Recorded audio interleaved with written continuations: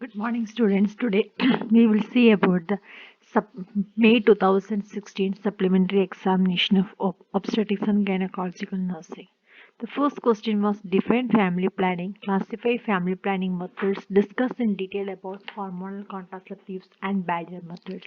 In that, definition carries 2 marks, classification carries 3 marks, and about hormonal and barrier methods carries 10 marks. So hormonal method for 5 marks and barrier method for 5 marks. So definition of family planning services are defined as educational, comprehensive medical or social activities which enable individuals, including minors, to determine freely the number and spacing of their children and to select the means by which this may be achieved. The classification of family planning, which carries 3 marks, there are mainly two types, which is divided into temporary and permanent. Temporary comes the barrier methods, natural contraception, intrauterine contraceptive devices or IUCDs, steroid contraceptive, or otherwise the hormonal contraceptive. Then permanent carries and comes under female and male. That is for female tubal occlusion or tubectomy, male this vasectomy. Discuss in detail about hormonal contraceptives and barrier methods. So barrier methods include natural, that means calendar, temperature and mucus, withdrawal, lactation amenorrhea, condom for male and female and diaphragm. Hormonal contraceptives are the steroid contraceptives. So it is divided into oral, parenteral devices, and means parenteral. Oral it is combined, single preparations. Parenteral it is injectable and implant. And devices include the vaginal ring, the means transdermal patches, and intrauterine contraceptive devices also. Means of these in means this oral parental and device means other devices you have to write about the indications, contraindications, advantages and disadvantages of each of them. The second question was define anemia. Describe the effects of anemia on mother and fetus. Describe the management of iron deficiency anemia in pregnancy. So the definition carries 2 marks. Description of the effect of anemia on mother and fetus carries 3 marks. And management of iron deficiency carries 10 marks. Definition. Anemia can be defined as the lack of sufficient hemoglobin to deliver oxygen to the tissues. Anemia during pregnancy can be defined as hemoglobin below 11 gram per centimeter per deciliter in the first and third trimester and below 10.5 gram per centimeter per deciliter in the second trimester. The effects of anemia on mother and the fetus. During pregnancy, preeclampsia, recurrent infections, heart failure, preterm labor. During labor, uterine inertia, PPH, cardiac failure, and shock. During puerperium, puerperal sepsis, subinvolution, failing lactation, puerperal venous thrombosis, and pulmonary embolism. For the fetal complications, mainly low birth weight babies and intrauterine death of the baby. Describe the management of iron deficiency anemia. It starts from the prophylaxis. So, English demand for the iron during pregnancy, that means the this demand is not met with diet up 20 weeks of gestation. So, routine iron supplementation may be required. Ferrous sulfate 200 mg tablet provide 60 mg of elemental iron and 2 tablets per day after meals is adequate to maintain the hemoglobin level. Second, therapeutic modern dose of iron therapy depend upon severity of anemia, gestational age and tolerance of oral iron. Oral iron is given in case of mild anemia and protein in diet should be increased. Parenteral oral given if in case oral iron is not tolerated, severe anemia and patient is near term. Parenteral iron is given IM or IV daily or alternative days in divided dose. Total dose is calculated as the hemoglobin deficient in percentage into weight of the woman in pounds into 0.3. Test dose should be given to find out the woman is sensitive or not. Blood transfusion in case of woman is having severe anemia and woman is in cardiac failure. Diet food rich in iron include shellfish, spinach, liver and other organ meats, legumes, red meat, pumpkin seeds. All these contain rich in iron. The short notes. Each short notes carries 5 marks. So care of preterm baby. Care of preterm baby is already discussed in the previous question paper. You can just refer that one. The fourth one is puerperal infections. During puerperium, the body tissues, particularly the genital organs, return to the condition to the pre-pregnancy state of the woman. The presence of tissue have harmful bacteria and other toxins, typically through the infection of a wound. Sepsis is a life-threatening condition that arises when the body's response to infection causes injury to its own body. According to the World Health Organization, papillary sepsis is defined as any infection of the genital tract occurring at labor or within 42 days of the postpartum period. An infection of genital tract which occurs as a complication of delivery or miscarriage is termed as papillary sepsis. The primary sites are perineum, vagina, cervix, and uterus. Papillary pyrexia is the infection of the genital tract which occurs as a complication of delivery. The cause, signs, symptoms, prophylaxis, and treatment and nursing management have to be written in detail. Methods of placental separation. The marginal separation, the Matthew Duncan.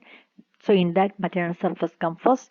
Central Schultz method by forming a placental clot and further helps separation by exerting pressure at the midpoint of placental attachment. In this, fetal surface come first.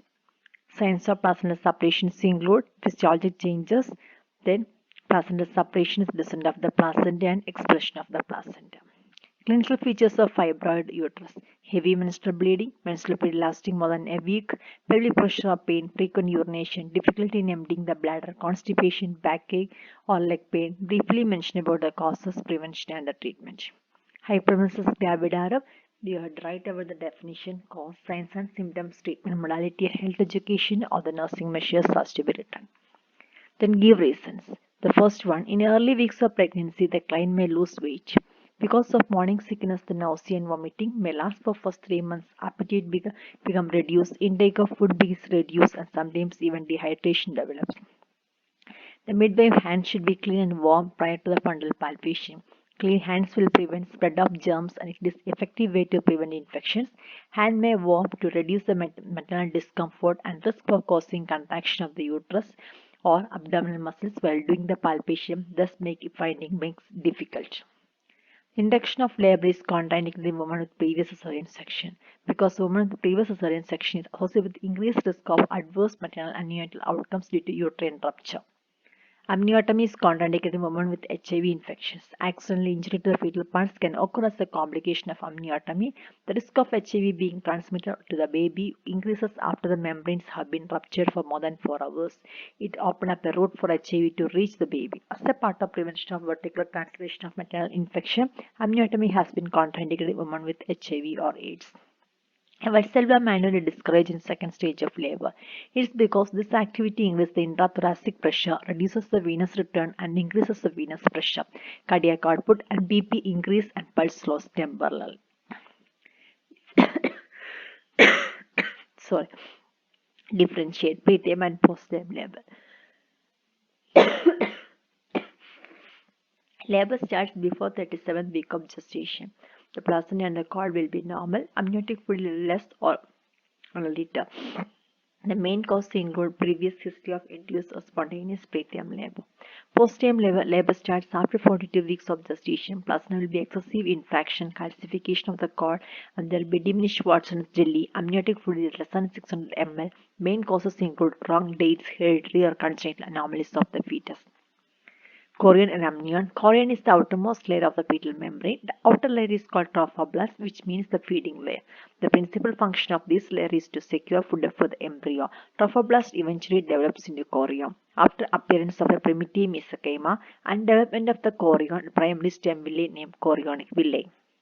Amnion. The inner cell mass of the cell is called blastocyte and develop into embryo and an embryonic membrane. That is amnion. A fluid-filled space develops around the embryo. This space lined with a smooth, slippery, glistering membrane called amnion. The amnion originates from the ectoderm, the primary germ cells. It has an important role in PGE2 formation, particularly after the labor starts. Vasa previa and placenta previa. Vasa previa occurs when the membranes that contain fetal blood vessels connecting the umbilical cord and placenta overlay or within the 2 cm of internal os.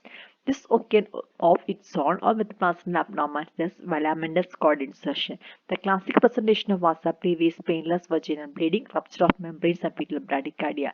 Due to scheduled emergency cesarean delivery of premature rupture of membrane occurs, vaginal bleeding continues, or fetal status is non-reassuring due emergency cesarean delivery.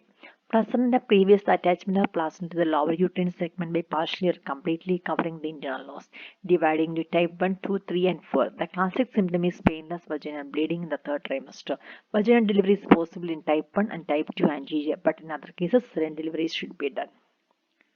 Monozygotic twin and dizygotic twin. Monozygotic twin develop from the single ovum after the fertilization by a single sperm undergoes a division to form embryos.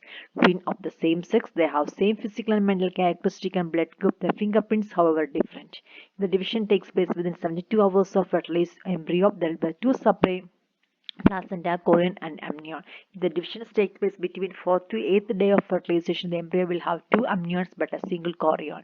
If the division takes place after 8th day of the embryo, there are single amnion and single chorion. On rare occasion, if the division takes place after 2 weeks, it may result in conjoined twins or Siamese twins. Dizygotic twins develop from two separate ova which may or may not be in the same ovary.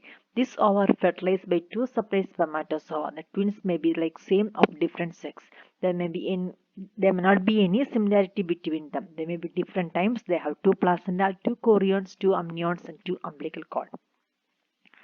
Menorrhagia and metrorrhagia. Menorrhagia is a cyclic bleeding of normal intervals. The bleeding is either excessive in amount greater than 80 ml or duration is greater than 7 days or both. Menotaxis kits often used to denote prolonged bleeding. Common causes include dysfunctional uterine bleeding, fibroid uterus, adenomyosis, and chorioturbo ovarian masses. Chronic turbo ovarian masses. Definitive treatment is appropriate to cause the menorrhagia. Metrorrhagia is an irregular acyclic bleeding from the uterus. Amount of bleeding is variable. Main causes include submucous fibroid, uterine polycystic carcinoma of the cervix, and infections in the genital tract. Treatment directed to the underlying pathology. Malignancy is to be excluded prior to any definitive treatment. This is Pathophysiology PPH, in which I forgot to mention in the 2015 question paper there was a question etiology and pathology, but unfortunately I answered only one etiology. Pathophysiology I didn't answer to, so I'm just including the pathophysiology of PPH in this answer. So bleeding occurs. Bleeding will lead to hypovolemia, which will lead to low cardiac output. And low cardiac output leads to tachycardia and shunting of blood from splenic vessels by vasoconstriction, venoconstriction. So first, to maintain perfusion vital organs like brain, heart, and lungs, kidney, to lead to hypoxia. And activation of cardiac depressant will lead to sick cell syndrome, that is either lysosome of the get cell lyse leader to cell or hyponatremic, hyperkalemic, hypocalcemic metabolic acidosis. Both will lead to placental platelets and coagulants are activated, leading to a formation of small clots, DIC, and further bleeding. And all these things will eventually lead to progressive hemodilution, leading to total circulatory failure. Thank you. Thank you for listening.